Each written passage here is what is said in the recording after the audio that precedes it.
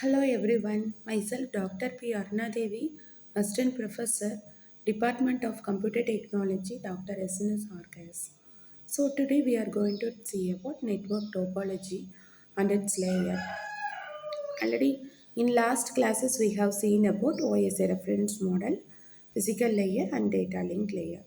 Today we are going to say about how network topology and its layer can be accessed. So we are going to see about deeply on the network topologies, how network can be communicate with an other hosts through different topologies and different layers. So introduction. So network topology it is a significant modern network. So it examines the various structure like star, mesh, bus topologies. This is the structure of the network which data can be sent from one to another host. This is the structure of the physical network layer. Already I said that data can be sent from application layer to physical layer through different layers. One of the layer is network layer.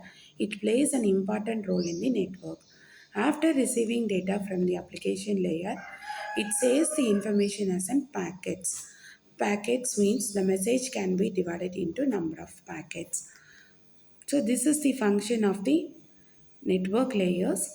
The data can be immediately converted into different packets. After that, they have to choose a different media for transmitting the information. First thing, network receive the information from the above layer. So it is assigned some logical addressing for transmitting the information. It leads some logical address for sending from one host to another host. Second thing, they have to find out the shortest route. There are different routing algorithms we are using. So in that we have to choose best routing algorithm for sending the information without any packet loss. Again we have to forward the information. After that path determination can be done. Then logical subnetting can be done. Then after that we have to fragment the information, reassemble the information for sending the information. We have to face some error handling method to avoid the packet loss. So the data should be in the quality of service manner. That is, data can be sent without any error. If there is an error, they have to send the corrected information to the destination. So we have to some make a network address translation for easy identification. So we have to face with congestions. Congestions means it means a traffic. Data can be sent from one host to another one. They have to face lot of congestions control due to the traffic or packet loss. So other we have to wait for an acknowledgement from the destination to receive an information.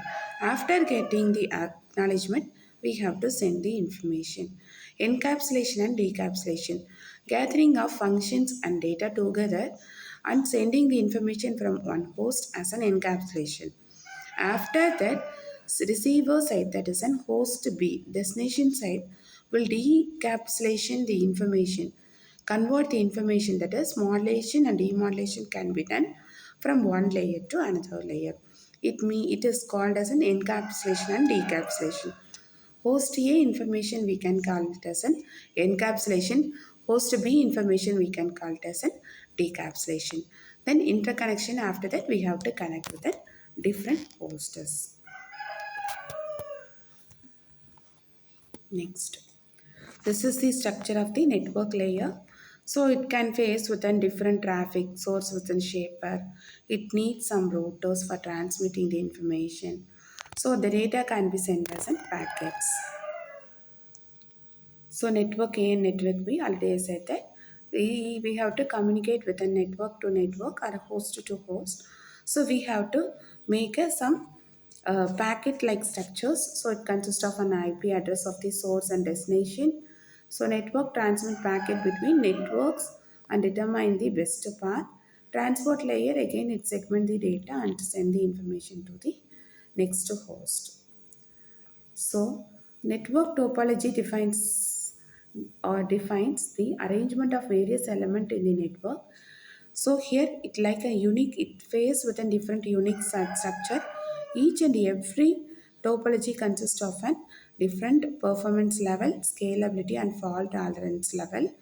So most topology we have to implement in the real world application which suits our real time application. We have to identify which topology it suits for our process.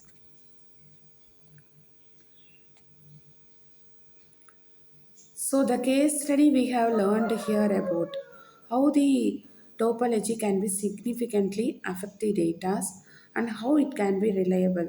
We can easily study about the key findings of data transmissions in the topology, future network design and implementation strategy. Also, we have to conclude whether the network is useful, which topology is useful for sending the information. We have to make a case study and we have to find out different solution because there are different algorithm we have to use for transmitting the information. We can choose the best one. This is the important functions of the network layer: addressing, security, fragmentation, delivery, semantics, quality of service, routing. Already we have studied about this. So these are the some of the important function which the network layer handles. So the best practice in the network design is to maintain the traffic pattern, and we have to maintain a best topology and protocols for transmitting the information. Thank you. First, from this we have learned about the how a network layer and its topology works.